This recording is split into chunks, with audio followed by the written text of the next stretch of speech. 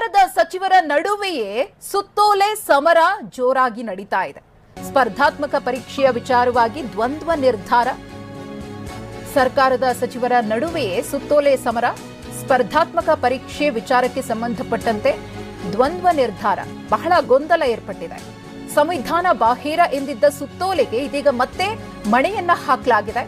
24 ಜಿಲ್ಲೆಯ ಸ್ಪರ್ಧಾತ್ಮಕ ಪರೀಕ್ಷಾರ್ಥಿಗಳಿಗೆ ಉಭಯ ಸಚಿವರ ನಡುವೆ ಏರ್ಪಟ್ಟಿರುವಂತಹ ಈ ಸಮರ ಸಂಕಷ್ಟವನ್ನ ತಂದೊಡ್ಡಿದೆ. 545 ಪಿಎಸ್ಐ, ಸಿವಿಲ್ ಪಿಎಸ್ಐ ಹುದ್ದೆಗಳ ಪರೀಕ್ಷೆ ಕಲ್ಯಾಣ ಕರ್ನಾಟಕದವರಿಗೆ ಅನುಕೂಲವಾಗುವಂತೆ ಸುತ್ತೋಲೆಯನ್ನು ಮಾಡಲಾಗಿದೆ ಅನ್ನೋದು ಒಂದು ಕಡೆ ಚರ್ಚೆಯಾಗ್ತಾ ಇದೆ. ಮೀಸಲಾತಿ ಹೊರತಾಗಿಯೂ ಕೂಡ ಅಭ್ಯರ್ಥಿಗಳಿಗೆ ಅನುಕೂಲ. 2023 ಫೆಬ್ರವರಿ 1ರಂದು ಸರ್ಕಾರದಿಂದ ಸುತ್ತೋಲೆಯನ್ನು ಹೊರಡಿಸಲಾಗಿತ್ತು. ಮಿಕ್ಕುಳಿದ ವೃಂದದ ಪಟ್ಟಿಯಲ್ಲಿ ಸೇರಿಸುವಂತೆ ಸುತ್ತೋಲೆ. ಬಳಿಕ ಕಲ್ಯಾಣ ಕರ್ನಾಟಕ ಮೀಸಲಾತಿಗೆ ಪರಿಗಣಿಸಲು ಸೂಚನೆಯನ್ನ ಕೊಡಲಾಗಿತ್ತು. ಸಂವಿಧಾನ ಬಾಹಿರ ಸುತ್ತೋಲೆ ಹೊರಡಿಸಿರುವಂತಹ ಸರ್ಕಾರದ ವಿಚಾರಕ್ಕೆ ಸಂಬಂಧಪಟ್ಟಂತೆ ಸಾಕಷ್ಟು ಅಪಸ್ವರಗಳು ಎದ್ದಿತ್ತು.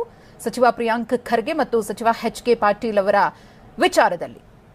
ಈ ಕುರಿತು ಮತ್ತಷ್ಟು ಮಾಹಿತಿಯನ್ನ ಕೊಡ್ತಾರೆ ನಮ್ಮ ಪ್ರತಿನಿಧಿ ಶಿವಪ್ರಸಾದ್. ಶಿವಪ್ರಸಾದ್, ಸಚಿವರ ನಡುವಿನ ಈ ಸುತ್ತೋಲೆಯ ಸಮರದಿಂದಾಗಿ ಯಾವ ರೀತಿಯ ಸಮಸ್ಯೆ ಆಗ್ತಾ ಇದೆ ಅಂತ ಹೇಳಿ, ಇದಕ್ಕೆ ಯಾವ ರೀತಿಯ ಪರಿಹಾರವನ್ನ ಕಂಡುಕೊಳ್ಬೇಕಾಗುತ್ತೆ ಈಗ? ಮೊದಲು ಈಗಾಗಲೇ ಹೈದರಾಬಾದ್ ಕರ್ನಾಟಕ ಪ್ರದೇಶಕ್ಕೆ ವಿಶೇಷ ಮೀಸಲಾತಿ ನಿಯಮಗಳ ಅಡಿಯಲ್ಲಿ ಸಂಬಂಧಿಸಿದಂತೆ ಫೆಬ್ರವರಿ 1, 2023ರಂದು ಸರ್ಕಾರ ಹೊರಡಿಸಿರ್ತಕ್ಕಂಥ ಸುತ್ತೋಲೆ ಸಾಕಷ್ಟು ಚರ್ಚೆಗೆ ಗ್ರಾಸವಾಗಿರ್ತಕ್ಕಂಥದ್ದು. ಈಗಾಗಲೇ ಎಚ್.ಕೆ. ಅಂದ್ರೆ ಕಲ್ಯಾಣ ಕರ್ನಾಟಕದ ಅಭ್ಯರ್ಥಿಗಳಿಗೆ ಸಂಬಂಧಪಟ್ಟಂತೆ ಪ್ರತ್ಯೇಕ ಮೀಸಲಾತಿ ಇದೆ.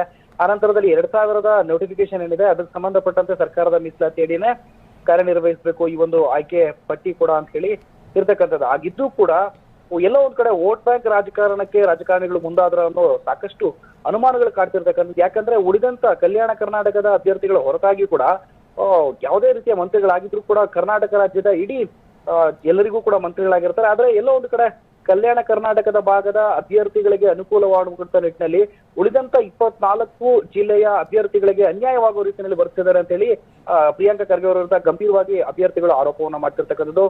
ಉಳಿದಂತ ಇವರ ಒಂದು ಸಮರ ಏನಿದೆ ಅಂದ್ರೆ ಒಂದು ಪತ್ರ ಸಮರ ಏನಿದೆ, ಎಚ್.ಕೆ. ಪಾಟೀಲ್ ರವರು ಪ್ರಮುಖವಾಗಿ ಅವರು ಕೂಡ ಪತ್ರವನ್ನ ಬರೆದಿದ್ದು ಸರ್ಕಾರಕ್ಕೆ ಸಿಎಂ ಆಫೀಸ್ಗೆ ಲೆಟರ್ನ ಬರೆದಿದ್ದಾರೆ.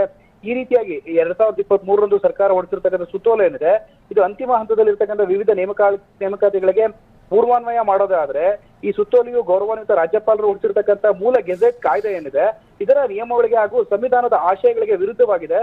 ಇದನ್ನ ಜಾರಿಗೊಳಿಸ್ತಿರೋದು ಸರಿಯಲ್ಲ ಅಂತಲೂ ಕೂಡ ಎಚ್.ಕೆ. ಪಾಟೀಲ್ ಹೇಳ್ತಾರೆ. ಅಂದ್ರೆ ಸರ್ಕಾರದ ಸಚಿವರ ಮಧ್ಯೆಯೇ ದ್ವಂದ್ವ ನಿಲುವುಗಳಲ್ಲಿರ್ತಕ್ಕಂಥ ಈ ಒಂದು ನಿಟ್ಟಿನಲ್ಲಿ ಈಗಾಗಲೇ ಕೆಎ ಇನ್ನೂ ಕೂಡ ಒಂದು ನೇಮಕಾತಿಯ ಸಂಬಂಧಪಟ್ಟಂತೆ ಆಯ್ಕೆಯ ಪಟ್ಟಿಯನ್ನ ಇನ್ನೂ ಕೂಡ ಬಿಡುಗಡೆ ಮಾಡಿಲ್ಲ. ಇಲ್ಲ ಒಂದ್ ಕಡೆ ಪ್ರಿಯಾಂಕಾ ಖರ್ಗೆ ಅವರವರು ಈ ರೀತಿಯಾಗಿ ಪತ್ರವನ್ನ ಬರೆಯೋದ್ರ ಮೂಲಕ ಒತ್ತಡವನ್ನ ಹೇರ್ತಿದ್ದಾರೆ ಅನ್ನೋ ಅನುಮಾನಗಳು ಕೂಡ ಕಾಡ್ತಿರ್ತಕ್ಕಂಥದ್ದು. ಮಧುಶ್ರೀ, ಧನ್ಯವಾದ ತಮ್ಮ ಮಾಹಿತಿಗಾಗಿ ಶಿವಪ್ರಸಾದ್.